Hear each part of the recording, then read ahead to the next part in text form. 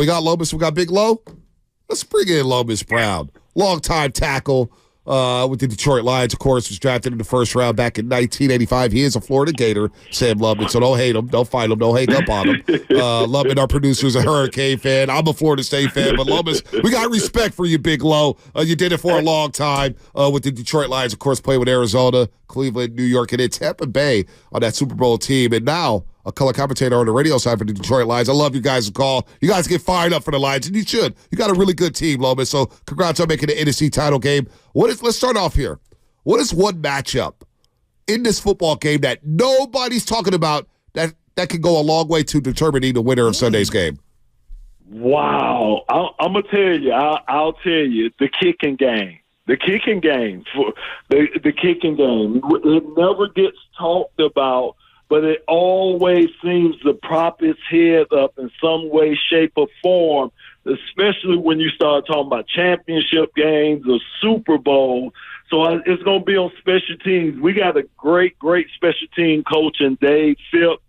And as you know, some people refer to Coach Dan Campbell as Dan Gamble. So, we're willing to do some things. So I would say watch special teams, and even our kind of unknown kicker that we have. So just kind of watch special teams, I think. All right, so for Jared Goff to have a great game or a winnable game, I'll just say that, which of the playmakers has to be A+ on Sunday? You know who I say? And I'm going to say this, and I'm telling you, to me, Josh Reynolds. Josh Reynolds, I'm telling you, we know what we're going to get out of Amon-Ra. We know what we're going to get out of Sam Laporta. We know what Jahmyr Gibbs is going to give us, what David Montgomery is going to give us. I'm telling you, the key to me is Josh Reynolds. You got to have somebody that they single up or they don't pay as much attention to, that's got to have a big game, because all those other people I right. told you about, they're going to focus in on them. But it's got to be what they say, next guy up. Yep. It's got to be that guy. And to me, Josh Reynolds, I think he's ready for him and Jared. Jared has chemistry, but because Jared has so many other weapons, he doesn't get as many targets as I think a guy like that should. So I look for that in this game on Sunday. Lomas Brown here on the Boxer and Girls and Guest line on the Morning Roast here on 95.7 The Game. How much of a factor will Zach Ertz be this Sunday? I know you guys just signed him earlier in the week. He looks like he's going to be activated. Do you expect him, how many snaps, maybe 15, 20? What do you expect out of Zach Ertz, the kid who's from Danville, which is about an hour away from the stadium? No, I expect Dan and them, if they do what they've been doing, they're going to work him in slowly. They've always done that since he's been here, even with these, as you've seen with Jameson Williams. All our guys, he just seems to work them in slowly.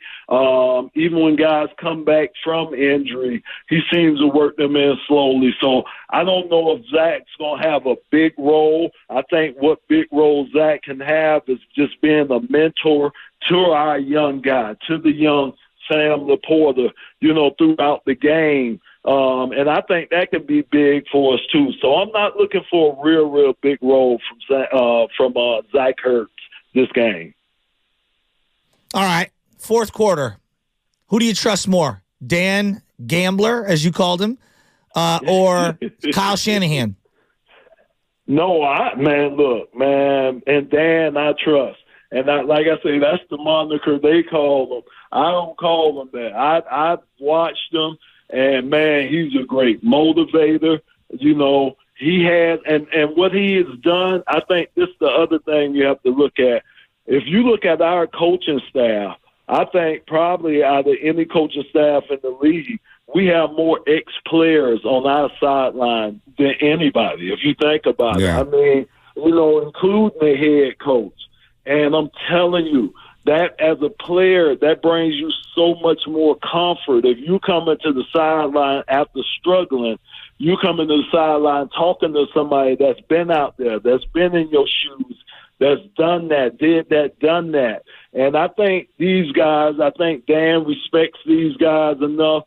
that if they have to pull him back, I think they can. I think he has the respect of his staff, and that's one reason why I think we're playing as well as we're playing, because of our coaching staff. No, you know what? It's very impressive. J.T. Barrett, the former quarterback of Ohio State. Yeah. Dre Bly, cornerback coach. Mark Brunell's in the building. You got John Fox, a former head coach in the league. My guy Dorsey. You could go on and on. Calvin Shepard. Yep. Like I say, Dan Campbell himself was a player. And it permeates throughout. Chris Spielman is up in our front office now. So it kind of permeates throughout the whole organization, and that's good, because I think you have to incorporate your organization. If you're a football organization, you got to have a bit of the old school and the new school in there, and that's what alumni do for you. Antoine Randall, coaching the wide receivers. That was an impressive staff. Lomas Brown here on the Morning Rush on 95.7 AM. All right, tell us about this interior offensive line, because I do believe the Niners' front four, they have to get pressure on Jared Goff. Where are they at on that offensive line? Detroit, that is, because Javon Hargrave, Eric Armstead, especially Javon Hargrave, who they brought over from Philadelphia, the 49ers, that is, can really heat up this quarterback in Jared Goff. What's going on with that offensive line in Detroit, Lomas? Yeah, that's my worry. I mean, again, I'm not worried about the edges. Because Panay Sewell, Taylor Decker, I'm not worried about the edges. The only thing, man, I got my warrior in the middle, which is Frank Ragnar, my all-everything center, who I thought should have been a first-team All-Pro center. But, Jason Kelsey is there. But, again, he's hobbled. And that what I'm saying, I know what Frank, and he's been a warrior over these last couple of games, man. Over this whole season, he's been a warrior. But, that's where I'm worried at, because, again, you got Jonah Jackson out, and you got Coyote Awasika, who's going to be starting their young guy. You know what I'm saying? Then you got Graham Glasgow on the other side. So that's where my worry comes from, because Jared, if he's not able to step up in the pocket, step up in the clean pocket, it affects his throws. That's my worry right now. All right. What's your prediction in this game? Hey, these boys have overcome everything.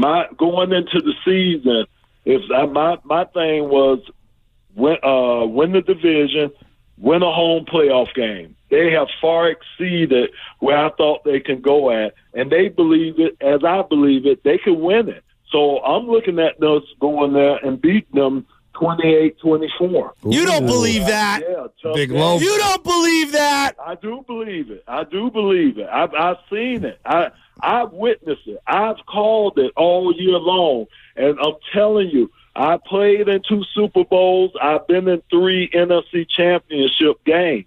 And I'm telling you, everything has to fall right for you throughout the season to get to this point and to get to a Super Bowl. And I've seen throughout this season how everything has fell right for the Lions, including the Dallas game that we got robbed, that we thought was going to really hurt us, which really helped us because we didn't have to face that red-hot Green Bay team.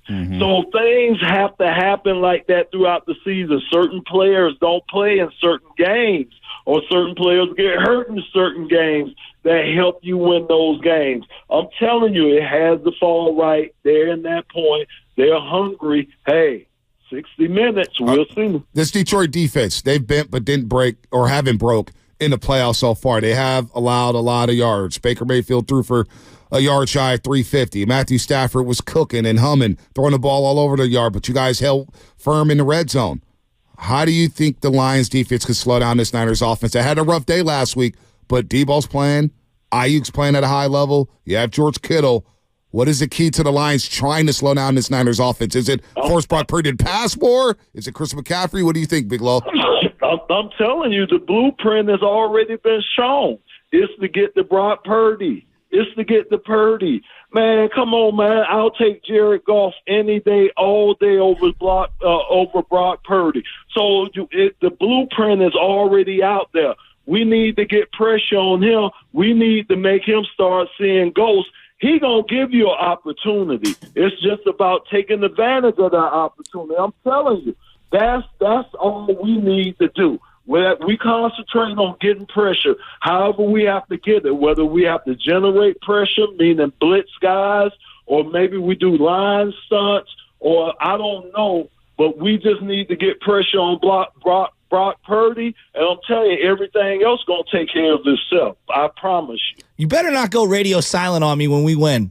When Brock Purdy, kicks your teeth in, all right, and Lomas, I respect you. You played in the league for a long, long time. Hey, we're not kicking Lomas' teeth in. Hey, Lomas going to do the ass kicking. Throw me through a glass window with your left pinky. But I'm telling you, when we kick your ass on Sunday, you better not go radio silent. When Brock Purdy is hoisting this team to another Super Bowl victory. I'm coming back. Have me back. I'll be back. All right. Well, you're a good sport, man. You're a hell of a player. Are a good sport. You're a good announcer as well, man. I enjoy your work out there in Detroit. Safe travels to the Bay Area.